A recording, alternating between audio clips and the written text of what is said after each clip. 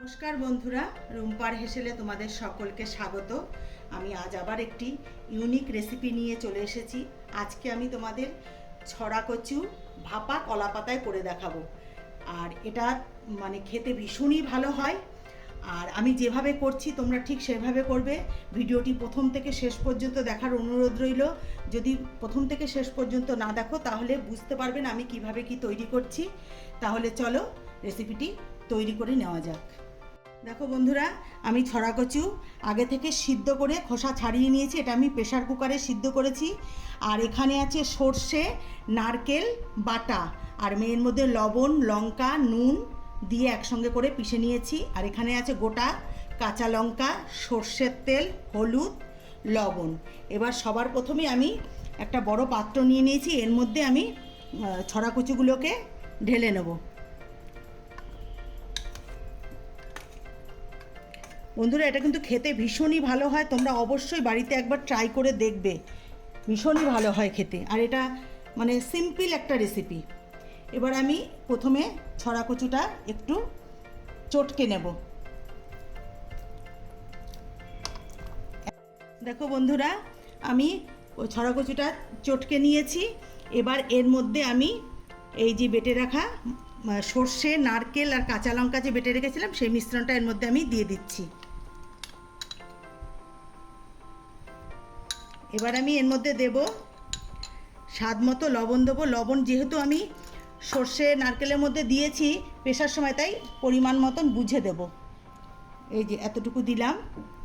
আর এর মধ্যে দেব সামান্য একটু হলুদ গুঁড়ো দিচ্ছি।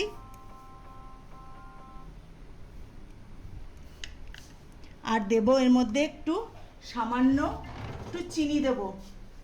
এটা তোমরা দিতেও পারো, নাও দিতে পারো, তবে দিলে খুব ভালো হবে টেস্টটা। সামান্য একটু চিনি দিলাম। আর এটা স্বাদের ব্যালেন্সটা ঠিক থাকবে। এবার আমি এর মধ্যে দিয়ে দেব সর্ষের তেল।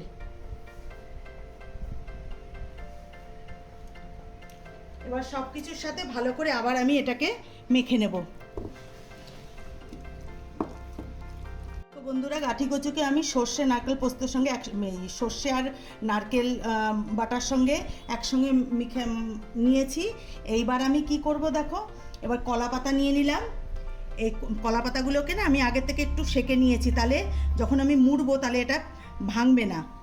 এবার আমি কলা পাতার মধ্যে এইভাবে এই মিশ্রণগুলোকে তুলে দেব।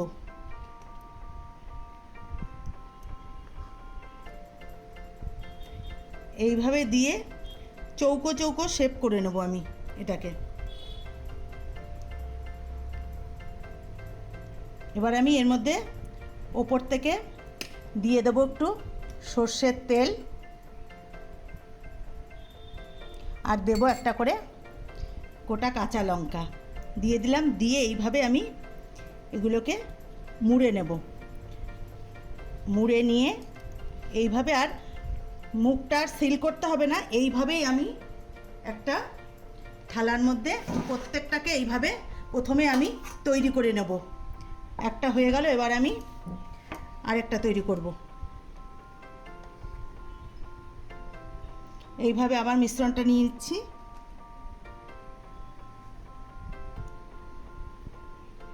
একটু লোদ লোদ টাইপের তো, তাই তুলতে অসুবিধা হচ্ছে। এইভাবে দিয়ে দিলাম। এটা কিন্তু খেতে বন্ধুরা ভীষণই ভালো হয়। একবার অবশ্যই বাড়িতে ট্রাই করবে, দেখবে গরম গরম ভাতের সঙ্গে তো একবারে এক থালা ভাত খাওয়া যাবে এই দিয়েই। আবার এটাকে এইভাবে মুড়বো। মুড়ে এইভাবে তৈরি করে নেব। প্রত্যেকটা এইভাবে আমি তৈরি করে নেব।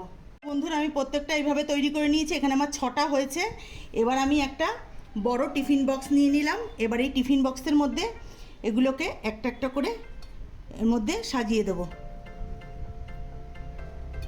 এইভাবে 6টাকেই এইভাবে আমি এর মধ্যে একটার উপর একটা রেখে সাজিয়ে নিচ্ছি।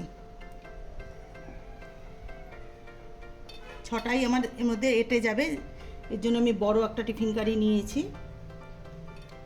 এইভাবে আমি সাজিয়ে দিলাম। সাজিয়ে এবার ওপর থেকে ঢাকনাটা দিয়ে আটকে দিচ্ছি। এবার আমি চলে যাব গ্যাসের কাছে। কড়াই আমি বসিয়ে দিয়েছি, জল দিয়ে দিয়েছি, আর এর মধ্যে একটা স্ট্যান্ড দিয়ে দিয়েছি। জলটা বেশ ফুটে উঠেছে। এবার আমি টিফিন বক্সটা এর মধ্যে বসিয়ে দেবো। জলের পরিমাপটা কিন্তু ঠিক মতন দেবে, যেন টিফিন কারির ভেতরে কোনো রকমই জল না ঢুকে যায়। আমি টিফিন কারি অর্ধেক অবধি জলটা দিয়েছি। টিফিন কারিটা বসিয়ে দিয়েছি, আর জলটা কিন্তু তোমরা বুঝে দেবে, যেন কোনো রকমের জলটা টিফিন কারির ভেতরে মানে জলটা যখন ফুটে উঠবে কোনো রকমের যেন ভেতরে না ঢুকে যায় জলটা। এবার আমি উপর দিয়ে আরেকটা ঢাকনা দিয়ে আমি 10 মিনিটের মতন ভাপিয়ে নেব। 10 মিনিট পরে আবার ফিরে আসছি। দেখো বন্ধুরা, আমি 10 মিনিট ভাপিয়ে নিয়ে ঠান্ডা করে নিয়ে চলে এসেছি। আমি একটা প্লেটে সার্ভ করে নিয়েছি। আর পরিমাপটা তোমাদের বলিনি, তোমরা যদি 500 গ্রাম ছড়া কচু নাও তাহলে 3 টেবিল চামচ সর্ষে আর একটা নারকেলের অর্ধেকটা নারকেল দেবে, আর 8 থেকে 10টা কাঁচা লঙ্কা দেবে, কেননা কচুতে ঝাল ঝাল হলে বেশি ভালো লাগে। দেখো কত সুন্দর হয়েছে। আমার এই রেসিপিটি যদি তোমাদের ভালো লেগে থাকে তাহলে লাইক, শেয়ার, কমেন্টস করতে ভুলো না। আর আমার চ্যানেলের নতুন বন্ধু হয়ে থাকলে চ্যানেলটিকে সাবস্ক্রাইব করে নিয়ে আমার পাশে থেকো। আর ফেসবুক থেকে যারা দেখছো তারা ফেসবুকের পেজটিকে অবশ্যই ফলো করে নিও। আর আজকের মতন ভিডিওটি এখানেই শেষ করছি। ভালো থেকো, সুস্থ থেকো, নমস্কার।